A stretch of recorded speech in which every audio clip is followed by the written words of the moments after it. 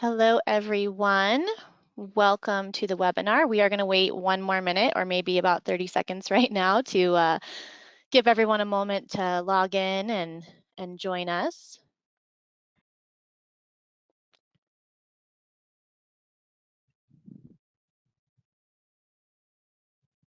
Great. So it's looking like it's about noon. This is the Ayurvedic Herbs for Immune Health webinar. And my name is Dr. Juliette Sweet, and I'm a naturopathic doctor and also an Ayurvedic practitioner. And I'm also very excited to have the CEO of Rebel Herbs here, Jason Edwards. You want to say hi, Jason? Hello, everyone. So we're gonna get started. I usually just like to make sure that people can hear us and see the webinar, see the PowerPoint that's being presented.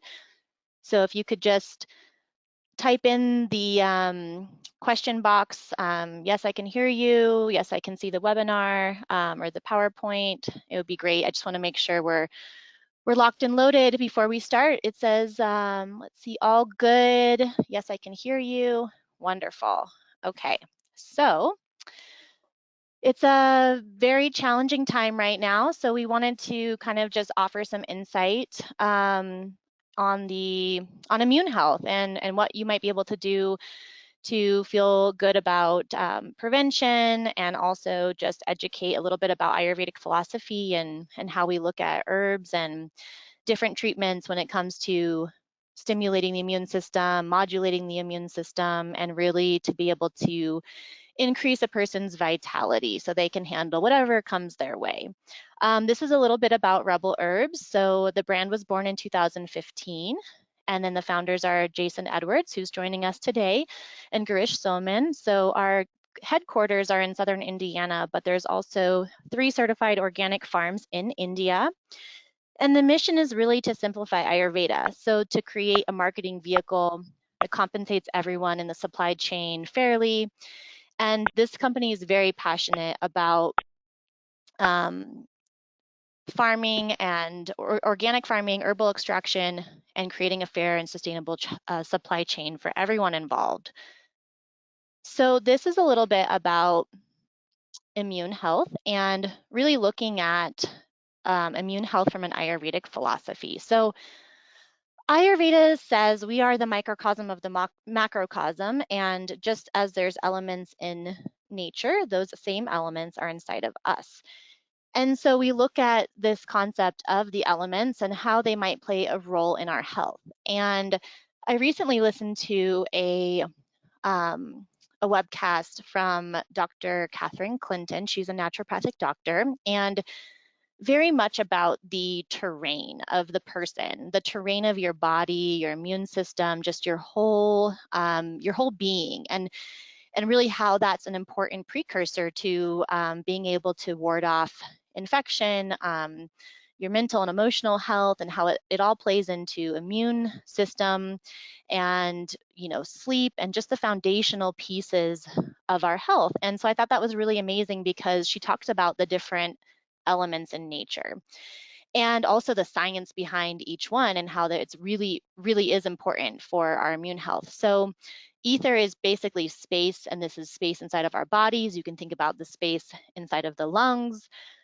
But also I am thinking about this space that's been created in the world right now, and what are you doing with it? Are you choosing to um, meditate and look at the deeper levels of spirituality and eat good food and do stress reduction, or are you really stressed out, and the space that's been created, is it shrinking because of all of the fear? We have air, which is prana, and that's our life force.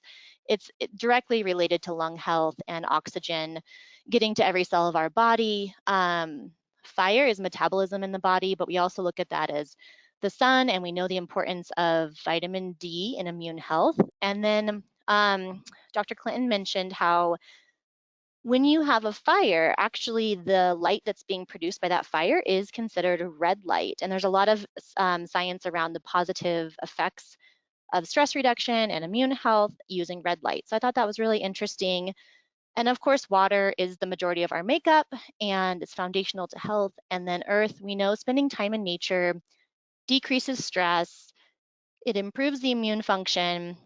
And then we're here today to talk about the wisdom of the plants and really the medicine that's just surrounding us, and how these plants know how to help us. And so, of course, this webinar is for educational purposes only, and we're here to just talk about things and discuss the research that's coming out, and also we don't claim any of our products prevent, diagnose, or treat COVID-19.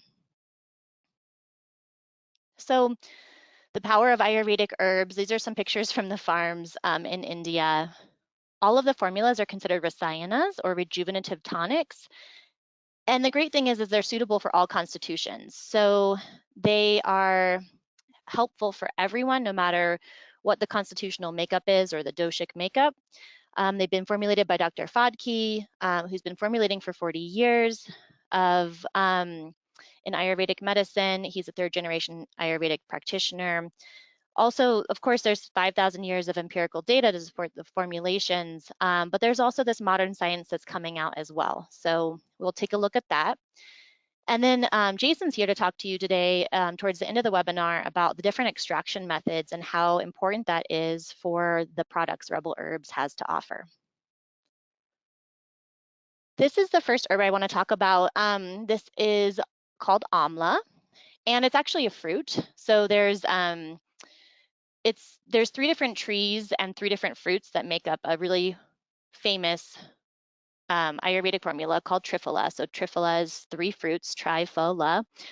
Amalaki, Bibitaki, and Harataki, but we're talking about Amalaki today. And the reason is this little sour and super fruit is full, just packed full of vitamin C. So as you can see, it's 60 times more vitamin C than oranges. The ORAC value is 261.5, where the super berry acai, which is very well known as a superfood, is 102.7. And goji berries, which I love, they are 3.3. So you can see the difference in how potent these little guys are, and all the different actions that they have on the body. And they are very helpful for supporting immune function and very safe as a fruit. They do help with blood sugar regulation. So be careful if you have a patient that's on type 2 diabetes medications, because it can cause hypoglycemia. So we're going to talk a little bit about some research on the immunomodulating properties of Amla on our lymphocytes. And the aim of the study was really to determine the antioxidant and immunomodulatory properties of Amla. And what they did was they used chromium to produce immunosuppression. And so with the chromium with a toxic load, it increased cytotoxicity, free radical production, lipid peroxidation, and decreased glutathione peroxidase. It also diminished glutathione levels. So there was a significant inhibition of lymphocyte proliferation, and it also inhibited interleukin-2 and gamma interferon production.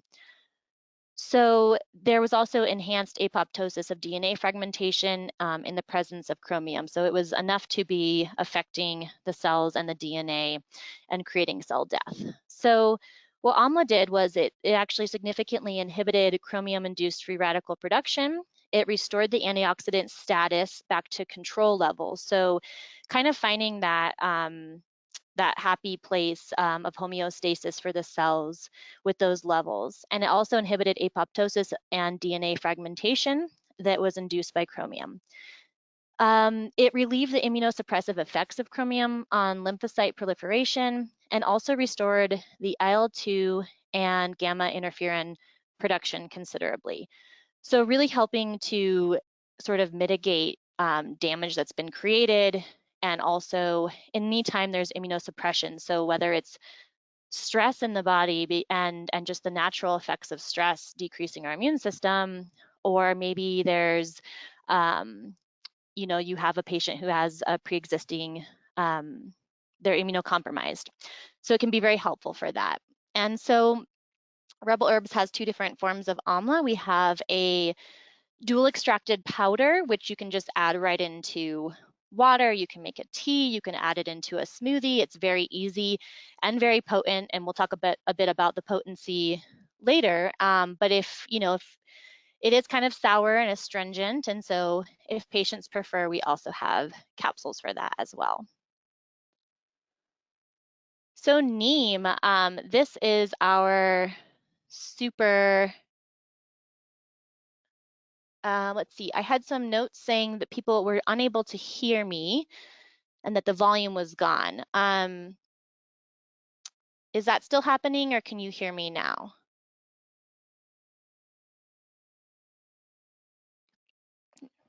Jason, are you able to hear me?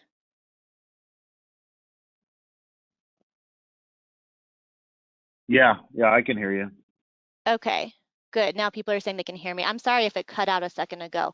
I always like to check that because I've gone through webinars and had issues. So, okay, we have Neem next. Technology. So it's considered India's pharmacy and toothbrush. Basically, you can use the sticks as a toothbrush. It's very anti-everything, anti-parasitic, antibacterial, antifungal, antiviral. It's an antioxidant, anti-inflammatory. You guys can read the list. It's anti-malarial. Very, very, very potent. And when this whole pandemic started, before it was even considered a pandemic, I was actually at dinner with Dr. Drew and Dr. Dean, who are very well known in the Ayurvedic community and are part of the Ayurvedic Association on the national one. And so I asked, what are you thinking about when it comes to prevention? And Neem was the first thing out of their mouths. So it really is and does have a reputation of just being sort of nature's antibiotic, nature's antiviral, that sort of thing. And so you can see all the different actions and constituents that we have here. Be careful if your patients are wanting to get pregnant, and it is also helpful for type 2 diabetes, so watch for hypoglycemic effects. So neem capsules we offer just as a single herb. We don't have a powder because honestly, most things that are super antimicrobial are bitter and really hard to get down, so you don't want to taste them. So this was just a viral studies search. There's so much on neem. There was studies on HSV, so herpes simplex 1 and 2, EBV, cytomegalovirus, varicella, dengue, Japanese encephalitis, HIV, foot and mouth disease, inactivation of human type A and B influenza. So very, very powerful and potent antiviral and antimicrobial in general. I really want to talk about our sort of star product, which is Immunade. And as you can see here on the far right, these are the ingredients. So we have our Amla in there. So we're going to get that, the vitamin C, the antioxidant properties from Amla. And then we have neem in there as well. And Jason will talk a bit more about the extractions and why these things are listed twice and what the different types of extraction are. But then we also have some other herbs. We have Tinospora cordifolia, which we'll talk about, turmeric, ashwagandha, ginger, and it's really sort of a powerhouse formula for the immune system. So Tinospora cordifolia is known as Guduchi, and it's also known as heart-leaved moonseed. There's lots of different constituents. What I love about this plant is it's really safe. I couldn't find anything where it was contraindicated. Of course, there's not a lot of research in pregnancy or lactation. So very, very well known as an antiviral, antibacterial, an adaptogen, anti-inflammatory. Once again, all of those anti. And so it's a beautiful, beautiful heart-shaped leaf, and it is just sort of, we'll talk more about the theories on its use in the current pandemic. So we have an article specifically here on coronavirus, COVID-19. This was really looking at a lot of different discussions on, the virus and vaccines and just everything to do with it. But there was a small little part about some herbs, and the herbs that were mentioned were Guduchi and Neem. And it talked about how the Neem was the type that they used was used with HIV therapy, and the Guduchi that was used was successful in treating dengue fever. So the herbs really help patients improve their immune profile and balance physiology. And the third herb they mentioned was hing, which is asafoetida. And you might know about that one from using it in cooking. It helps, if you don't know, you should experiment using it with beans because it will help absorb the sulfur and decrease gas. So just a fun little fact in the middle of our immune webinar. So it said that the neem, the hing, and Guduchi were used on the front line to mitigate the novel viral infection and actually helped a number of patients in safe recovery from the disease process of COVID-19. So it's always fun to see what new stuff's coming out because it changes every single day. So turmeric, you guys are probably really familiar about turmeric. And there's so much research out there. So in general, it helps to modulate. I would consider it more of an adaptogen. It can help stimulate, but also decrease if there is excess inflammation, and really just helps modulate the immune system. And so here's a little bit about the different pathways. We have, and all of my resources, you can look at these studies, they're at the end, but there was a study on curcumin and echinacea, and really the effects of decreasing inflammation. So the immunomodulatory abilities of curcumin, it's really helping on a cellular level with dendritic cells, macrophages, B and T lymphocytes, but also molecular components involved in the inflammatory process. So these are our cytokines, and you've heard a lot about cytokine storms being an issue with COVID-19, but it's also helping on a DNA level. You can see on that first diagram here, it's affecting the transcription of these interleukins and cytokines, and inflammation in general. And then you have your early and severe stages of COVID-19 and what's happening. It's not complete, so the only interleukin they mentioned there is 6. But there's basically 2 phases, right? So we have our immune response phase, which really is sort of the initial phase where generally just good health and a strong, robust immune system is crucial, so that you aren't progressing to the severe stage. When you get to the severe stage, that's when we're looking at more immunosuppressive or immunomodulating to decrease those cytokines that are creating havoc, not only on the lungs, but the GI, the kidneys, and so that immune modulation is really important. So this article said blocking IL-1 and TNF may also benefit patients, and really turmeric will help with IL-1 and TNF because it downregulates them, and it does that through the DNA. So then we have on the far right curcumin with cerebral malaria. And why I was looking at this was just what's happening when there is sort of a similar response in the body. Because with cerebral malaria, you often have this sort of overreaction. Of course, there's, for good reason, because it's inflammation in the brain and everything like that. But it can also lead to issues with breathing and can kind of be compared in that way. And so it's really looking at how is it decreasing inflammation. Once again, they're looking at NF-kappa B and downregulating the pro-inflammatory cytokines and the adhesion molecules, which is also a piece to note. And they're all implicated in the pathology of cerebral malaria and also being seen in the COVID-19.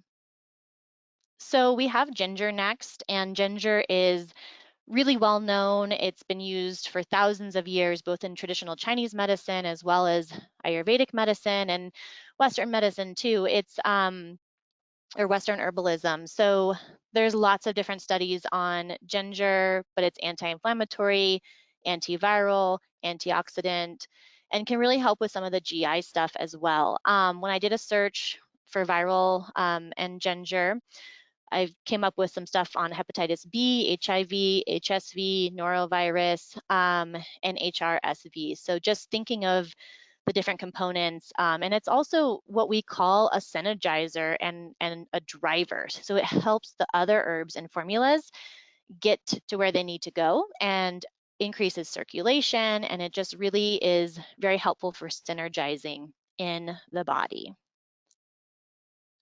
Ashwagandha, this is also known as winter cherry, and this herb I love for decreasing stress. So what ashwagandha does is it helps your vitality and your immune function work its best by decreasing cortisol, our stress hormone. So it's an adaptogenic, it's a rasayana.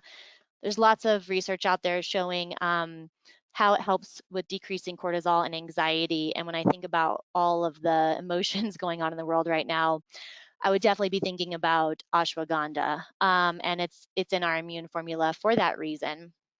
So holy basil is what I want to talk about next. We have holy basil as a dual extracted powder or the powder in capsules. And we just did an hour-long CE webinar last month on holy basil. You can visit our website, rebelherbs.com. And if you are a naturopathic doctor or Ayurvedic practitioner, you can get CEs, but you can learn all about holy basil. And it's with Dr. Healy from Hawaii, and just all the different things it's being used for. It's so amazing. It's really the holy grail. So I do want to talk a little bit about some studies on Tulsi and the viruses that have been, well, we'll talk about COVID-19, but the viruses that have wreaked havoc in the past. And H9N2, they were looking at, holy basil leaves and how effective it was, being not only decreasing viral load, but the time that was needed to use the holy basil, and then prophylactic, so using it prior to having this virus sort of inoculated into, and they were using a chicken egg model in that one. But what was they found was really that it was significant in decreasing viral load. It was prophylactic, and it showed the most significancy um, with being antiviral with a crude extract and a terpenoid extract. And that was compared to a polyphenol extract. But really just showing how, we can look at this as a preventive as well as a treatment once a virus does infiltrate. But how do we stop it from replicating? And then H1N1 was also looked at, and they actually compared holy basil or Tulsi to oseltamivir and zanamivir, so very known antiviral drugs for the swine flu, and they observed the side effects. What they found was actually that Tulsi was more effective, and it was the constituent abigenin, and it's an active constituent in Tulsi, but it was more effective as far as they looked at absorption, distribution, metabolism, excretion, and toxicity. And so they really, it was stronger when it came to binding and having the sort of preventative and also very low toxicity compared to these antiviral drugs, which I thought was really interesting. And I want to make sure I have time to give Jason. So I'm going to cruise through here. This is the role of holy basil in the current pandemic. So really it's being used in the management of pain, diarrhea, cough, and fever, which are common symptoms of COVID-19. They're also using it with cow ghee, and it's the best medicine for pneumonia. It's been proven to be effective in inhibiting several deadly viruses: Newcastle disease virus, vaccinia virus, infectious bursal disease, also in hepatitis, encephalitis, used with respiratory issues, and also helping to restore physiologic functions and psychological functions after the pandemic or the the virus is affecting people. Here was a little bit of an expert opinion on prevention and treatment, and they interviewed 110 Ayurvedic practitioners all over India. And it's really great because they have some charts in here. I recommend you actually look this up and just kind of read it over. It's pretty new. It just, is coming out, and we have to take a look at what's going on in traditional Chinese medicine and Ayurvedic medicine, and how can we integrate these things in the United States. But over and over again, with all the different charts for all the different phases, Amla is mentioned, Guduchi is mentioned, and it's really an ashwagandha as well, and also pranayama, which is breathing techniques. So mucous membrane, Mojo, we have our nasal passages, our mouth, our throat, our lungs, and these are some ideas that you can do to keep the mucous membranes healthy and decrease the ability for anything to infiltrate your system. So those are my resources, and I want to introduce Jason Edwards. I didn't give him very much time. We will stay afterwards to answer questions, but I will go ahead and turn it over to him so he can tell you a little bit about the company and the different extraction processes that we have. Thanks, Doc. Hi, everybody. This is Jason Edwards. I'm the CEO of Rebellious Herbs and one of the co-founders.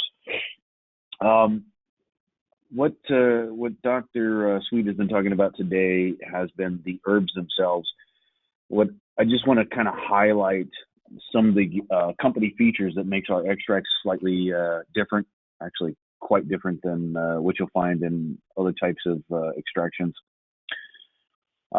We do tout that we have 3 unique delivery systems: our dual extracted powders, which are also used in capsules, but we have them in a single herb powder that allows you to make it a part of the patient's lifestyle, put it into foods and beverages.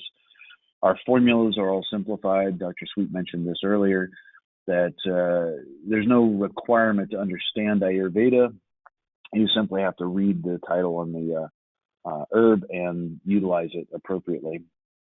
And then our vapors. Our vapors are also known as Dhumpan. Dhumpan is medicinal smoking. It skips first past digestion, gets into the bloodstream, goes to work immediately. Gives you a method to administer these herbal medications through the lungs, which is a common route to send medicine. We're very unique in that area, and our vapors have no synthetics in them, no propylene glycol, no vegetable glycerin, no vitamin E acetate, no cannabis, no nicotine. The list of no's gets longer and longer as we go through this, but essentially the inhalation route allows us to skip that digestion. It's only for practitioners, so we sell through practitioners like yourself. Our market is naturopaths, chiropractors, DOs, MDs, quite a few. But I want to take a minute to talk about our extraction technology. The powders that we use in capsule and in the single herb powders is quite unique, and I can go over this very briefly, but I want to show you a couple of differences in the types of extraction. Dual extraction means that we do 2 extracts on the same material. We pull out the hydrophilic compounds, that is the water-soluble or alcohol-soluble compounds, and we also do a lipid extraction using a process called CO2. Carbon dioxide under high pressure has been used for decades to withdraw the lipids from a plant. So between these lipophilic compounds and the hydrophilic compounds, we now have a complete profile of the herb. It gives us an extraction that is a truly full spectrum. We're replicating what Ayurvedic practitioners did thousands of years ago, just using the technology of the day.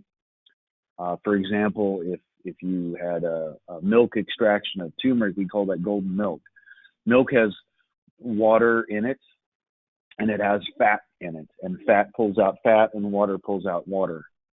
So between those 2 compounds and the minerals that are found in milk, it's an excellent extraction agent to pull out all of the therapeutic compounds from the turmeric. Now, what you see on front of you is a comparison of a dual extract, we call it in this chart a holistic extract, and a water extraction. This is of holy basil. And you'll notice the peaks.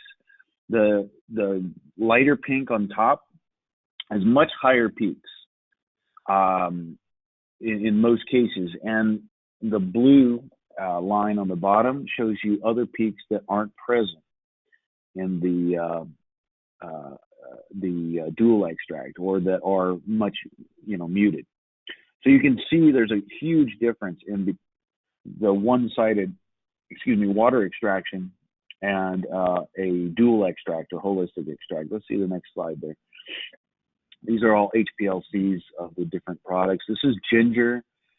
So typically ginger is a water extraction. That's an excellent way to extract it, but look how much higher the peaks are when we do both a lipid extraction and a water extraction. Combine them together and create that powder. Huge difference. This means that you can lower, next slide please, that you can lower the dose and increase the benefit. This is turmeric. Turmeric has just a few curcuminoids in it. There's actually 5 curcuminoids that we measure, and you can see these 3 very large peaks in our turmeric extract. But turmeric is what I really want to talk the most about, and when we get through these slides, I'll talk a little bit more. There we go. So one of the downloads or the handouts that's available on this particular webinar is this slide right here. You can see this is a turmeric extract in comparison, a comparative study. The blue line represents our dual extracted turmeric powder. The red line is a 95% curcuminoid preparation. This is a in serum comparison, blood draw every 10 minutes. And what we found was, as you can see, the blue line, the dual extracted turmeric, had 3 times the level of curcuminoids appearing in blood, in the serum, as opposed to 95% curcuminoids, which didn't peak until about 60 minutes. But that peak on the dual extract was at 20 minutes. Now see how quickly that blue line falls out of serum. So down at the 60-minute moment when the isolate was peaking in the bloodstream, it's almost completely out of the bloodstream, suggesting to the researchers that this was getting absorbed faster, 200% faster compared to the 95% curcuminoid isolate. You also have better retention. It hangs out when the 95% curcuminoid extract hangs out in the bloodstream for too long, it's not being absorbed, it's being filtered out. And so getting it in the bloodstream and out is one of the big benefits. For me, this is a great chart as a salesperson, but as a purist, I look at this and go, this is not even telling all the story, because the lipid portion of the turmeric, which comes out in that CO2 extract, is called tumerones. And tumerones are likely the unsung hero of the turmeric plant. Very few companies are talking about tumerones. We've been talking about it for about 10 years. Before Rebel Herbs was even born, we were talking about tumerones, because we knew that the lipid part of the turmeric plant offers just as much antioxidant activity as the curcuminoids do. It's much more bioavailable because it's in a lipid format. It improves the bioavailability of curcuminoids whenever it is presented together. It has a DNA affinity for the curcuminoids because they both come from the same plant. Turmeric is not curcumin, and curcumin is not turmeric. Turmeric is a combination of 179 different chemical constituents. And what we try and do with this dual extracted process is to bring out all of those beneficial compounds in the appropriate ratios that mirror that of the plant, and give it to you in a concentrated form so you can use less material, get more benefit, and have less issues with your patients. And that, I think, is my whole spiel. So, and a half an hour flies by. I'm used to doing an hour-long CE webinar every month, and so thank you all for being here today and for joining us to talk about immune function, prevention, immune modulation, and really the difference in what you can see in Rebel Herbs products as far as the extraction methods, the potency. What I love in my practice is patient compliance, because you need just 1 or 2 capsules to have a therapeutic dose, or a quarter teaspoon twice a day, of our powders. And for patients, that are, especially ones that are taking a lot of different things, it's great when it comes to that, you know, that compliance and just not overloading the system, and letting the powders be part of food and lifestyle. Really is kind of the idea behind rasayanas or Ayurvedic formulas that Rebel Herbs has. So we are about 5 minutes over, but we will be here to answer any questions. If anybody has any questions for either myself or Jason, and I do promise to everybody who attended today, I will send you the PowerPoint so that you can have the research articles and resources, and kind of go over the things that I had to rush through at the end.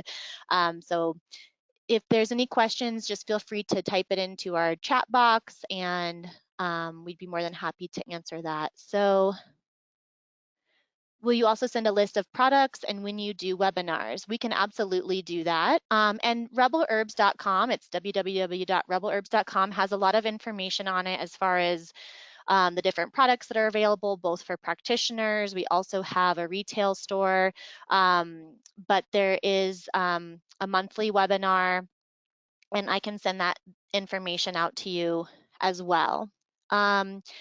Dose for Immunaid, both maintenance and therapeutic. Um, I would say 1 capsule twice a day for maintenance, but I'd want to get Jason's input on if there's more of an acute thing happening, and how he might recommend it be used to kind of amp things up Well, if needed. yeah. Yeah, Dr. Fodke has told us. Dr. Fodke is our formulator in India. He's a 3rd-generation Ayurvedic practitioner. He recommends for acute issues and issues that require some buildup, that you take 2 capsules with each meal. So a total of 6 capsules a day. And then after the initial dose loading on that, you can scale back to that 1 capsule twice a day. Perfect. And let's see, we have some thank yous and very useful as well. Always, you guys are so supportive. Thank you. Can we get a copy of the recording? Absolutely. What was the name of the herb used in cooking to avoid bloating and gas? Yeah, so that's asafoetida, or they call it hing, H-I-N-G, and it's a pretty amazing miracle when it comes to beans and cruciferous vegetables. So definitely You can get experiment with that that. at just about any Indian grocery in the country, I think. Exactly. And then we have, is Immuname better taken with or without food? I personally would recommend with food, just for not having any GI upset, or maybe after your meal. Jason, do you have input on that? What was the question again? Having Immunade with or without food. Dr. Fodke always says to take these formulations with food, and drink a full glass of water with them. Personally, though, I'm an American, and I slug back a cup of coffee in the morning, and I throw my pills in and take them without any food. It doesn't seem to cause any digestive upset for me. No irritation or repeating. Some people it would, but the general recommendation is with food. But just know that there are people in the world that take them without food and don't have a problem.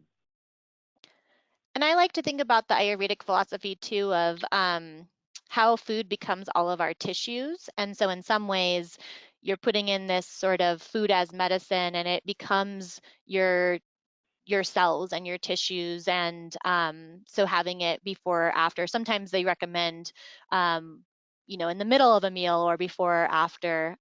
We have another question that is, how do you recommend you take the powders? So I love using the powders with basically, after you cook your food, you can add the powders into food. Like the Amla powder, I would say is great in a smoothie. You could even add it into yogurt. But you can also just put it right into water. So before this webinar, I put a 1/4 teaspoon of the Rebel Herbs ginger powder in a little mason jar with just some plain water, shook it up, and I'm drinking it just as sort of an infusion. It's really a fine powder, even though it has both those lipophilic and hydrophilic compounds. It really does sort of immerse or disperse itself into water. You can make tea. You just don't want to cook your food with it because you don't want it to get up to a really high temperature and break down the medicine. Any other techniques, Jason, that you Well, like to use?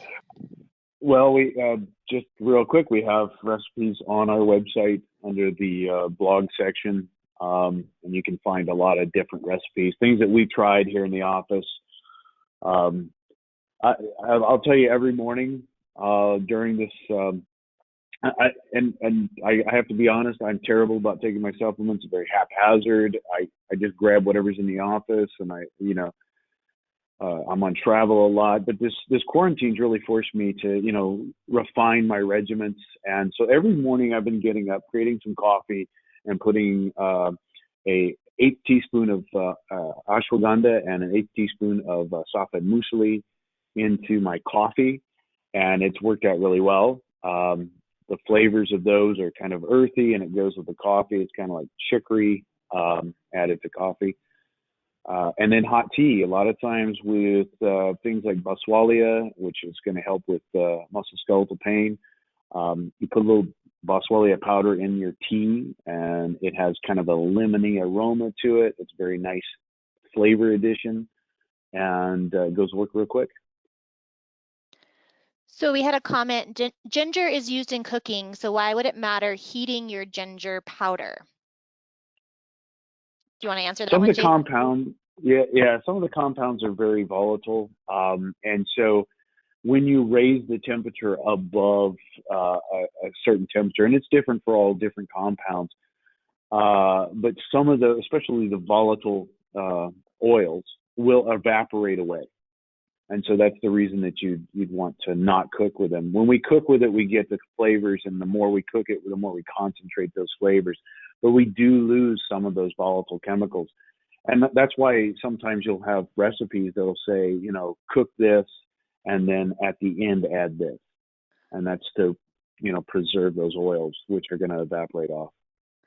And I think too, when we're using like the whole plant in cooking, that has the plant starches and fibers, and maybe those, I'm just speculating, maybe those act a little bit as more of a protective thing, but our powders are really just the pure medicinal compounds, very potent. There's no ginger fiber or starch present, and so it's a very delicate sort of holistic whole spectrum plant medicine.